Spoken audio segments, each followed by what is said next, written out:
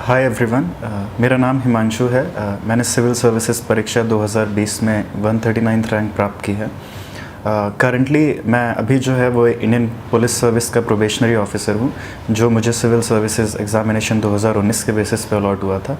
और सरदार वल्लभ भाई Patel national police academy में इस वक्त मेरी ट्रेनिंग चल रही है। इससे पहले 2018 में मैं भारतीय रेलवे परिवहन सेवा में भी था। तो ये मेरे अब तक की यूपीएससी के सफ़र का समरी है।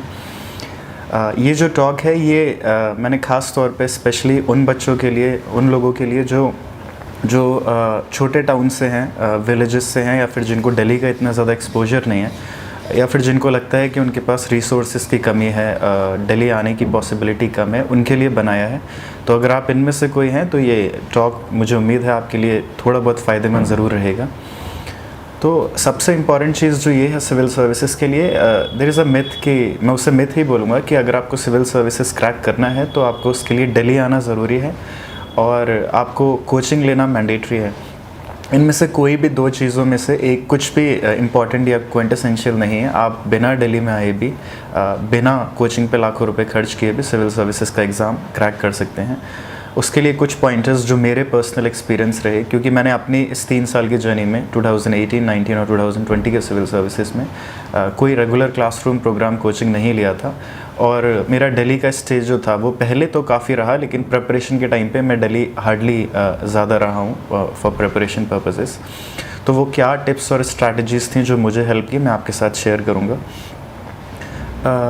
एक लाइन है जिससे मैं बहुत ज़्यादा प्रभावित हूँ, जो शुरू में मुझे सुनने को मिली थी। वो ये थी कि मुझे मेरे एक सीनियर ने बोली थी, सीनियर कम टीचर, उन्होंने कहा था कि किसी भी एग्ज़ाम को प्रिपेयर करने से पहले आपको खुद को उस एग्ज़ाम के लिए प्रिपेयर करना होता है।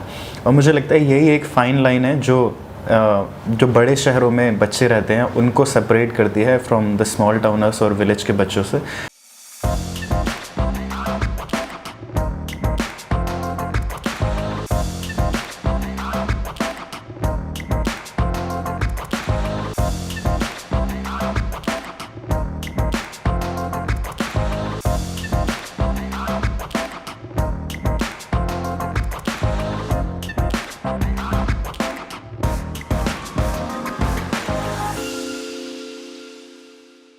बिकॉज नॉर्मली क्या होता है, शहर के बच्चे नॉर्मली इसलिए कंपटीशन में थोड़ा सा आगे निकल जाते हैं क्योंकि उनको शुरू से एक्सपोजर होता है।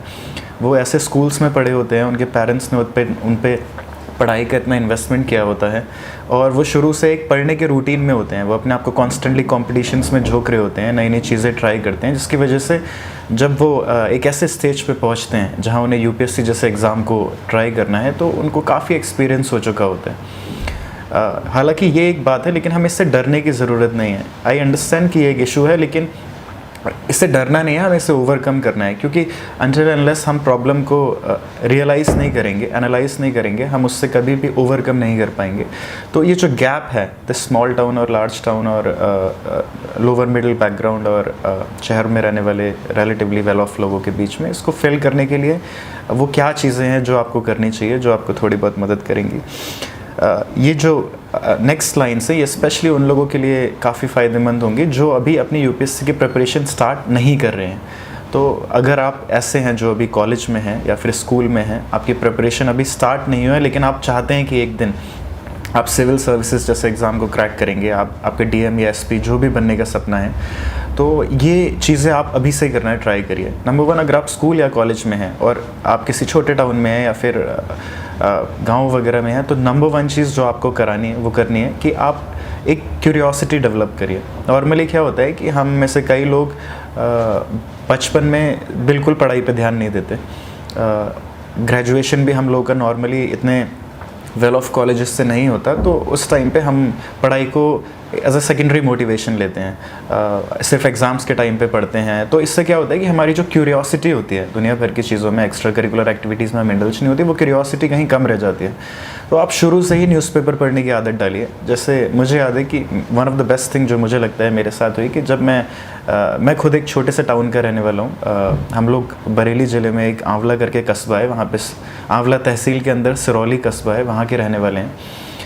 तो मेरे पापा शॉपकीपर है, उनकी एक दुकान है, तो मुझे याद है मैं दुकान पे पापा के साथ बैठता था, तो सुबह सुबह न्यूज़पेपर आता है, तो वो अमर उजाला और दैनिक जागरण बचपन से पढ़ने की मुझे इतनी ज़्यादा आदत पड़ गई थी कि जो फर्स्ट थिंग मेरी होती थी दिन में वो ये कि जैसे ही न्यूज़पेपर आता था मैं उसे आधा एक घंटा डेली पढ़ता था। और इसने क्या किया कि नॉर्मली ये क्या करता है कि आपकी क्यूरियोसिटी जगाता है। तो जब हम स्कूल्स में होते हैं तब हमारा जो व्यू होता है दुनिया को लेके वो बहुत रेस्ट्रिक्टेड होता है। आप देखेंगे कि अगर आप साइंस के स्टूडेंट हैं तो आप साइंस पढ़ेंगे, आप कॉमर्स वाले हैं तो कॉमर्स पढ़ेंगे, मैथ्स वाले मैथ्स पढ़ेंगे, लेकिन इसके अलावा दुनिया के बाकी डोमेन्स में क्या चल रहा है उसकी हमें ज़्यादा जानकारी नहीं होती। न्यूज़पेपर आपको वो क्यूरियोसिटी जगाता है। आप सोशल इश्यूज़ के बारे में पढ़ते हैं, आप इंटरनेशनल अफेयर्स के बारे में पढ़ते हैं, आपके डोमेस्टिक कंट्रीज़ में, इकोनॉमी में, पॉलिटी में, आपकी जियोग्राफी में क्या चल रहा है, ये सब चीज़ों की एक बचपन में क्यूरियोसिटी आ जाती है। तो वो आगे जाके कैसे हेल्प करती है कि जब आप यूपीएससी की प्रिपरेशन टाइम पे आएंगे तो जब आप एनसीईआरटीज़ पढ़ेंगे अलग अलग सब्जेक्ट्स की जो बेस है सिविल सर्विसेज प्रिपरेशन का, तो ये एनसीईआरटीज़ को आपको पढ़ने में इंटरेस्ट आएगा क्योंकि आपने ऑलरेडी उन चीज़ों में काफ़ी इंटरेस्ट के साथ में न्यूज़पेपर में कुछ पढ़ा हुआ है, राइट। आपने पढ़ा है कि हमारी कंट्री की इकोनॉमी जो है वो कैसे कैसे टाइम के साथ ऊपर जा रही है, नीचे जा रही है। तो ये कॉन्सेप्ट्स आपको एलियन नहीं लगेंगे और ये इंटरेस्ट फैक्टर ये आपको सिविल सर्विसेज प्रिपरेशन में सबसे आगे ले जाता है क्योंकि ये एक्चुअली कोई civil services is a long term process. कभी कभी इसको 1 साल, 2 साल, 3 साल, 4 साल भी देने पड़ जाते हैं। आई एम नॉट सेइंग कि in all the cases, but वो पॉसिबिलिटी है। तो कॉन्स्टेंटली अगर आपको मोटिवेट करके रखना है अपने आप को ओवर द लॉन्ग टाइम, तो आपको वो मोटिवेशन फैक्टर बना के रखना है। उसके लिए इंटरेस्ट और क्यूरियोसिटी इज़ मस्ट। तो शुरू से ही आप न्यूज़पेपर पढ़िए, एक इंटेलिजेंट इंटरेस्ट लीजिए अपने आसपास के इवेंट्स में। तो there is a phenomena called prospective imagination, यानी कि आप अपने आप को इमेजिन करते हो in that role which you aspire to be. तो अगर आप एक आईएएस ऑफिसर बनना चाहते हैं तो आप इस वक्त अपने आप को एक आईएएस ऑफिसर की तरह इमेजिन करिए। जब आप अपने आप को इमेजिन करते हैं तो वो कौन सी क्वालिटीज़ हैं जो आपको लगता है आपके अंदर होनी चाहिए एज एन आईएएस ऑफिसर, वो क्वालिटीज़ आपको अभी से इम्बाइब करनी है। फॉर एग्ज़ाम्पल, आपको लगता है कि एक आईएएस ऑफिसर को कॉन्फिडेंट होना चाहिए, राइट। उसके स्पीकिंग स्किल्स अच्छे होने चाहिए, उसके राइटिंग स्किल्स डिसेंट होने चाहिए, एक पर्सनालिटी, एक ऑरा वो कैरी करके चले ताकि लोग उनसे इंस्पायर हो सकें और वो इन्फ्लुएंस कर सकें अपने एरिया में, अपने डोमेन में जहाँ पे वो काम करें, और उनको दुनिया भर की चीज़ों का पता होना चाहिए। You don't have to be a specialist. आप एक आईएएस ऑफिसर एक स्पेशलिस्ट नहीं होता, लेकिन उसको दुनिया की सारी चीज़ों के बारे में, अपनी सोसाइटी, अपने कल्चर, अपनी पॉलिटी, अपनी इकोनॉमी, अपनी कंट्री के बारे में अच्छी खासी नॉलेज होती है। तो वो नॉलेज आपको शुरू से धीरे धीरे गैदर करती रहनी है। आप अगर बचपन से ही, कॉलेज टाइम से ही अपना इंटेलिजेंट इंटरेस्ट लगाएंगे आसपास के इवेंट्स में, तो ये एग्ज़ाम आपको आगे जाके काफ़ी ईजी पड़ेगा। तो अगर आप दिल्ली नहीं आ सकते हैं या दिल्ली आना आपके लिए मुश्किल है, आपके पास फाइनेंशियल रिसोर्सेज नहीं है, या फिर फॉर सम रीज़न आप मूव नहीं कर सकते अपने घर से, आप वहीं से रह के प्रिपरेशन करना चाहते हैं, तो सबसे इम्पॉर्टेंट बातें जो आपको याद रखनी है वो ये कि आज के टाइम पे सिविल सर्विसेज प्रिपरेशन के लिए फ़िज़िकल रिलोकेशन ज़रूरी नहीं है। आप कहीं भी, किसी भी जगह पर बैठ के तैयारी कर सकते हैं, गिवन कि आप अपनी स्ट्रैटेजी को लेके थोड़े कॉन्फिडेंट हों और आपको पता है कि रिसोर्सेज कैसे एक्सेस करने हैं, रिसोर्सेज को कैसे यूज़ करना है, और रिसोर्सेज के जो ओशियन एक रिसोर्सेज का क्रिएट हो गया है उसमें आपको फंसना नहीं है। तो आपको कैसे अपने रिसोर्सेज को लिमिटेड रखते हुए मिनिमम रिसोर्सेज के साथ मैक्सिमम प्रोडक्टिविटी गेन करनी है। तो आप देखेंगे जैसे कि दिल्ली में अगर आप आएंगे तो कोचिंग इंस्टीट्यूट्स आपको जीएस प्रोग्राम, ऑप्शनल प्रोग्राम में एनरोल करके आपसे 1.5, 2, 2.5 लाख रुपए की फ़ीस ले लेते हैं। वो मुझे नहीं लगता इतना इम्पॉर्टेंट है। सबसे इम्पॉर्टेंट चीज़ ये है कि आप अपने सब्जेक्ट की, अगर आप फॉर एग्जांपल जीएस की कोचिंग करना चाहते हैं तो उससे पहले आप एक बार जीएस के एनसीईआरटीज़ पढ़िए और जो एडिशनल बुक्स हैं उसका रिसोर्सेज आपको इंटरनेट पे इजीली मिल जाएंगे। एक सिंपल सा काम आपको करना है कि आप यूट्यूब पे जाके टॉपर्स टॉक देखिए। टॉपर्स जो हैं वो अपनी बुक लिस्ट शेयर करते हैं। अगर आप 5 या 10 टॉपर्स की टॉक एक साथ देखेंगे तो आपको रियलाइज़ होगा कि सिविल सर्विसेज के लिए कुछ ऐसी बुक्स हैं जो मैंडेटरी हैं, जो सैक्रोसैंक्ट हैं, उनको आप छोड़ ही नहीं सकते। जैसे कि आप कुछ एनसीईआरटीज़ हैं जो पढ़नी ही है, आपको पॉलिटी के लिए लक्ष्मीकांत पढ़नी ही है, ऐसे ही आपको स्पेक्ट्रम पढ़नी पड़ेगी मॉडर्न इंडिया के लिए, या फिर और हिस्ट्री की बुक्स। तो ये जो कॉमन्स, एक बार आपने कॉमन चीज़ें एक्सट्रैक्ट कर ली उन लोगों से, तो वो तो आप अच्छे से पढ़िए। 1 बार पढ़िए, 2 बार पढ़िए, 3 बार पढ़िए, तब तक पढ़िए जब तक वो आपको बाय हार्ट नहीं हो जाती। उनके नोट्स बनाइए। उसके बाद टेस्ट सीरीज़ का बहुत इंपॉर्टेंट रोल है। आप टेस्ट कैसे करेंगे कि आपने इतना नॉलेज गेन कर लिया है कि आप सिविल सर्विसेज एग्ज़ाम में अपीयर होने के लिए रेडी हैं, तो उसके लिए test series plays a very important role. उसके लिए भी आपको दिल्ली आने की ज़रूरत नहीं है। अगर आप देखेंगे टेलीग्राम पे इतने सारे चैनल्स हैं, या फिर आप फिज़िकल में भी अगर टेस्ट सीरीज़ सॉल्व करना चाहते हैं तो दो चीज़ें कर सकते हैं। या तो आप एक बार दिल्ली आ जाइए और यहाँ पे आप किसी भी मेन मार्केट में जाएंगे, करोल बाग की या फिर मुखर्जी नगर की, वहाँ पे आपको प्रिंटेड टेस्ट मिल जाते हैं अलग अलग कोचिंग इंस्टीट्यूट के। किसी भी एक कोचिंग इंस्टीट्यूट की टेस्ट सीरीज़ आप वहाँ से परचेस कर लीजिए। 20 रुपये का एक टेस्ट आता है, पूरी series will cost you 600-700 rupees, और आप उसको डिलीजेंटली सॉल्व करिए। उससे आपको काफ़ी आइडिया लग जाएगा कि आपकी प्रिपरेशन कहाँ पर है। सेम मेंस की आंसर राइटिंग के लिए भी आप दिल्ली आ सकते हैं और वो टेस्ट सीरीज़ ले सकते हैं। अगर आप दिल्ली नहीं भी आ सकते तो टेलीग्राम चैनल्स पे ये टेस्ट आपको ऑनलाइन PDF फॉर्म में मिल जाते हैं। आप बस टेलीग्राम पे सर्च करके देखिए, आप उनको डाउनलोड कीजिए। उसके बाद आप अपनी लोकल फ़ोटोकॉपी शॉप से उनको प्रिंट आउट निकलवा सकते हैं। अगर आप प्रिंट आउट भी नहीं निकलवाना चाहते, जो मैंने किया था, क्योंकि मुझे लगता है कि प्रिंट आउट निकाल के बहुत बर्डन हो जाता है आपके ऊपर, आपको उन्हें कैरी करना पड़ता है एक से दूसरी जगह, और फिज़िकल फॉर्म में पढ़ना over a period of time मुझे इतना फीजिबल नहीं लगता था। तो मैंने जो अपना एक वन टाइम इन्वेस्टमेंट किया था वो ये था कि मैंने एक iPad, सबसे बेसिक वाला जो होता है, जो मुझे करीब 25,000 रुपये का पड़ा था, और एक एप्पल की पेंसिल जो करीब 7,000 रुपये की पड़ी थी। इन दो चीज़ों पे मैंने 30,000 रुपये के आसपास का इन्वेस्टमेंट किया था। तो इससे ये होता है कि जितनी भी फिजिकल PDF मुझे मिलती थी टेस्ट की, मेंस की टेस्ट सीरीज़ की, मैं वो सारी iPad में ले लेता था और पेंसिल से उसी पर ही टेस्ट सॉल्व करता रहता था। तो बेसिकली वो मेरे pen, paper, copy, note making pad सब कुछ बन चुका था। और इस अटैम्प्ट में मैंने एक भी फिजिकल कॉपी किसी भी एग्ज़ाम, किसी भी UPSC मटेरियल की नहीं ली। सारा काम मैंने डिजिटली ही किया था, और उस iPad ने मुझे काफ़ी हेल्प किया। तो अगर आप ऐसा कुछ वन टाइप इन्वेस्टमेंट कर सकते हैं तो वो भी आपके लिए काफ़ी फ़ायदेमंद होगा। अदरवाइज़ आप फिज़िकल कॉपी भी 20-20 रुपये के टेस्ट लेके उन्हें सॉल्व कर सकते हैं। मैं आपको रिकमेंड करूँगा कि आप अपनी प्रिपरेशन को यूनिडिमेंशनल मत रखिए। नॉर्मली क्या होता है कि हम सिर्फ पढ़ते ही रहते हैं। अगर आप पढ़ते रहेंगे तो अगर आप अपनी ब्रेन की फिजियोलॉजी और केमिस्ट्री को ध्यान से समझने की कोशिश करेंगे तो यू विल रियलाइज़ कि अगर आप अपनी पढ़ाई को यूनिडिमेंशनल रखते हैं तो आपका रिटेंशन जो होता है वो काफ़ी कम होता है। आप सिर्फ अगर रीडिंग ही करेंगे तो आपका ब्रेन जो है वो रिटेन करेगा, लेकिन हमारे ब्रेन की एक कैपेसिटी होती है रिटेंशन की, एक ही मोड में वो एक लिमिट से ज़्यादा रिटेन नहीं कर पाता। तो आप अपनी पढ़ाई को थोड़ा डाइवर्सिफाई करिए, इससे आपका इंटरेस्ट भी डेवलप होगा और आपका जो रिटेंशन है वो इंक्रीज़ होगा। कैसे? जैसे कि जब आप खाली बैठे हैं फॉर एग्ज़ाम्पल, तो आप खाली बैठे बैठे, जैसे मैंने क्या किया था कि सिविल सर्विसेज के लिए कुछ ऐसे टॉपिक्स हैं, जब आप UPSC मेंस का सिलेबस उठाएंगे तो आप देखेंगे कि मेंस में there are topics like world history के कुछ टॉपिक्स हैं, और ऐसे बहुत सारे टॉपिक्स हैं जो हम प्री के टाइम पे बिल्कुल नहीं पढ़ते। तो और ये टॉपिक हैं जिनको हमें एक बार ज़रूर पढ़ना होता है एग्ज़ाम के लिए। तो मैंने इन टॉपिक्स को टॉपिक वाइज गूगल पे सर्च कर लिया था। जैसे कि लेट्स से वर्ल्ड हिस्ट्री में फ्रेंच रेवोल्यूशन है, तो मैंने फ्रेंच रेवोल्यूशन गूगल पे सर्च किया यूट्यूब पे, तो मुझे उसके बहुत अच्छे अच्छे वीडियोस मिल गए, कोई 15 मिनट का, कोई 20 मिनट का, जिसमें बहुत अच्छे से उन्होंने समझाया था फ्रेंच रेवोल्यूशन के डिफरेंट डिमेंशंस। तो मैं इन वीडियोज़ को सेव करके एक प्लेलिस्ट में रखता रहता था। एक वर्ल्ड हिस्ट्री की प्लेलिस्ट बना ली, इकोनॉमी की कोई प्लेलिस्ट बना ली, पॉलिटी की कोई प्लेलिस्ट बना ली। तो होता ये था कि कभी कभी जब मैं एग्जॉस्ट हो जाता था पढ़ते पढ़ते बुक्स को या फिर रीडिंग मटेरियल को, तो उस टाइम पे आप अपने आप को इंडल्ज करते हो ऐसी एक्टिविटीज़ में जो प्रोडक्टिव नहीं होती। आप यूट्यूब पे रैंडम वीडियोस देखते रहते हो या सोशल मीडिया चलाते हैं। उससे बढ़िया ये है कि आप खाली टाइम में इन वीडियोस को देखिए, आपका एंटरटेनमेंट भी हो जाएगा और आपकी प्रिपरेशन भी कॉन्टीन्यूसली चलती रहेगी और आपका रिटेंशन इंक्रीज़ होगा, क्योंकि आपने एक चीज़ वीडियो में देखी और बाद में आप उसे रीड भी करोगे तो डिफरेंट डोमेन्स में चीज़ें देखने से, समझने से उसका रिटेंशन बढ़ जाता है। तो अपनी पढ़ाई को थोड़ा डाइवर्सिफाई करिए। खाली टाइम में अगर आप वॉक कर रहे हैं, जॉगिंग कर रहे हैं, तो आप कान पे ईयरफोन लगा के करंट अफेयर्स सुन सकते हैं किसी भी रेप्यूटेड कोचिंग इंस्टीट्यूट के।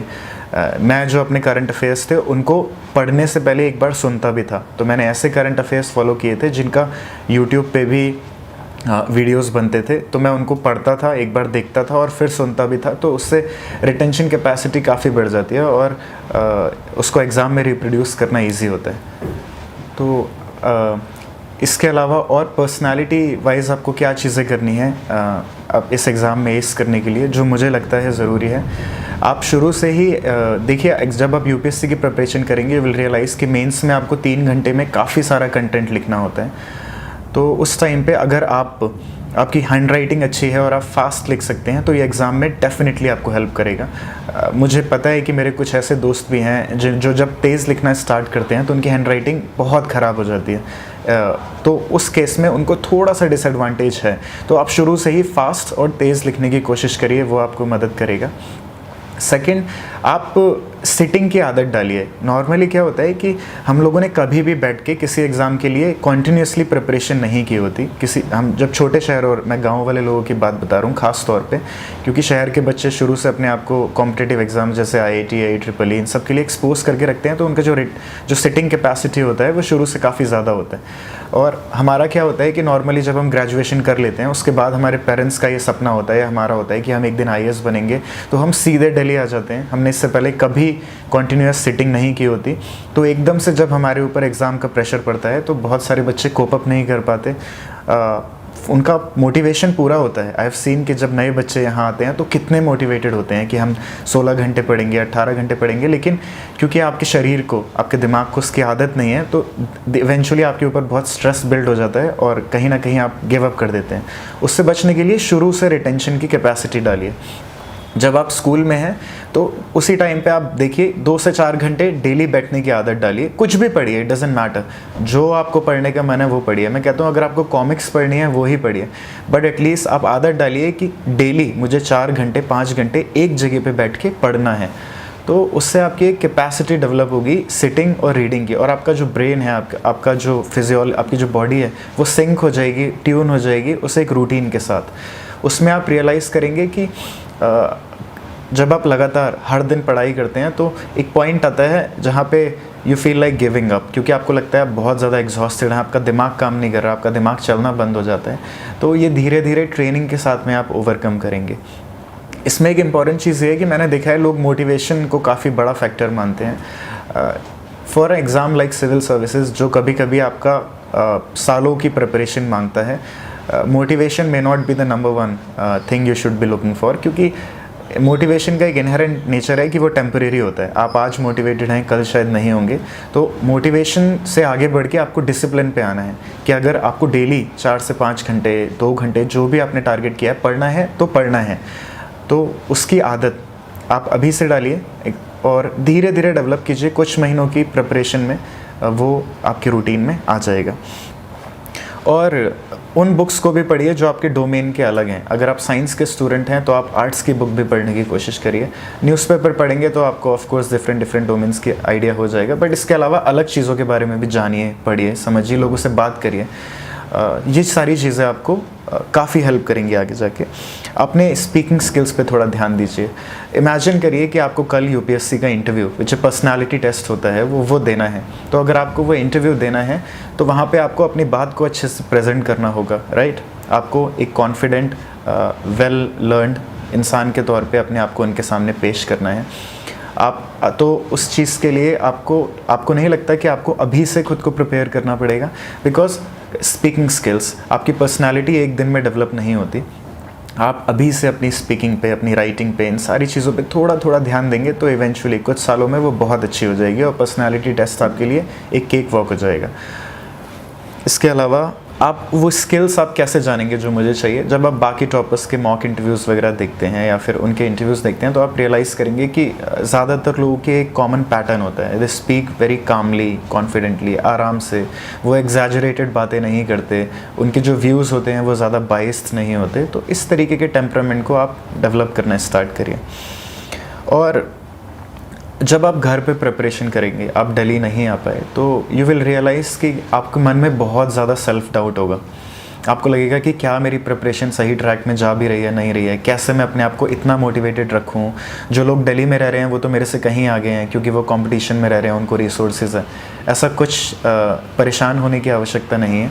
आप जहाँ पर भी हैं एक अच्छा पीयर ग्रुप बनाइए, ऐसे लोग जो आपको मोटिवेट करके रखें, क्योंकि अगर आप एक नेगेटिव ग्रुप में रहे तो ये एग्ज़ाम ऑलरेडी इतना एग्जॉस्टिंग है, और आपके आसपास अगर नेगेटिव लोग होंगे तो वो आपकी बची हुई पॉजिटिव एनर्जी को भी सक कर लेंगे एंड आपके लिए बहुत मुश्किल हो जाएगा।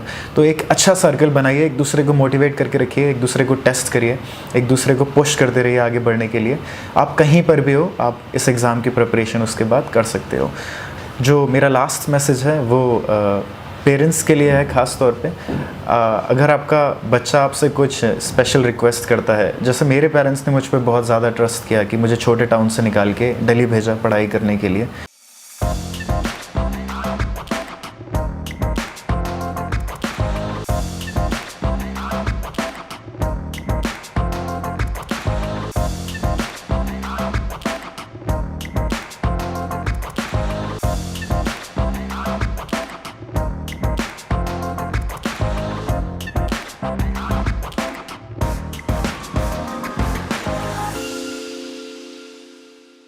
मेरा ग्रेजुएशन दिल्ली से ही हुआ है। तो और जहाँ पर भी मुझे लगा कि मुझे कुछ ऐसे डिसीजन लेने की ज़रूरत है जो अनऑर्थोडॉक्स थे, उन्होंने मुझे पूरा सपोर्ट किया।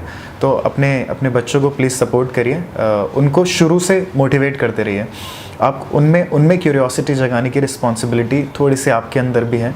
आप उनको ऐसी चीज़ों में इंडल्ज करिए जो उनके स्कूल की स्टडीज़ के थोड़ा आगे हों, क्योंकि अगर शुरू से इंटरेस्ट नहीं डेवलप हुआ तो आगे जाके थोड़ा मुश्किल हो जाता है बच्चे के लिए। और अगर प्रिपरेशन के टाइम पे वो स्ट्रेस्ड हैं, डाउटफुल हैं, तो उनको कॉन्फिडेंस दीजिए, उनको विश्वास दिलाइए कि अगर आप लगातार थोड़ी थोड़ी मेहनत करके डेली पढ़ाई करते रहेंगे और हर दिन अपने आप में 1% इम्प्रूवमेंट भी करेंगे तो इवेंचुअली एक ना एक दिन ये एग्ज़ाम आपके लिए ज़रूर पॉसिबल हो जाएगा। तो हैव फुल फेथ और कॉन्फिडेंस अपने आप में। आप जहाँ भी रह रहे हैं अपने आप पे भरोसा रखिए, अपनी प्रिपरेशन पे भरोसा रखिए, उससे डाइवर्ट मत होइए। अपनी बुक लिस्ट को मिनिमम रखिए, रिवीजन मैक्सिमम करिए, लगातार टेस्ट देते रहिए अपने आप को एवेलुएट करने के लिए, और अपना कॉन्फिडेंस 100% अपने आप में बना के रखना है। अगर कोई डाउट है तो आप इमीडिएटली इंटरनेट पे जाके लोगों की टॉक देख के उसको दोबारा रेफ़र कर सकते हैं। अपनी सेट पाथ से डाइवर्ट मत होइए। अगर आपको ऐसे थॉट्स आते हैं कि आपकी प्रिपरेशन ठीक नहीं चल रही या बहुत ज़्यादा एंग्जाइटी है, तो इट्स ओके, बिकॉज ये एग्ज़ाम का एक प्रोसेस है। You just need to accept it, right? So it's like meditation कि आप आज डिप्रेस फील कर रहे हो तो शाम को नहीं करोगे। तो जिस स्पेस में आपको लगता है कि आप ठीक नहीं हो, आप सिंपली उसको जाने दीजिए, पास होने दीजिए। एक अच्छी हॉबी बनाएंगे तो ये आपको काफ़ी हेल्प करेगी। कुछ ऐसा करते रहिए जिससे डेली आपको पॉजिटिव एनर्जी मिले। It can be a hobby, it can be physical exercise, या फिर मेडिटेशन कर सकते हैं। और हर दिन अपना 6 से 8 घंटे 5 घंटे पढ़ाई करते रहिए, and you will definitely be able to crack civil services one day. So have faith, trust yourself and work hard. That's it. Thank you very much.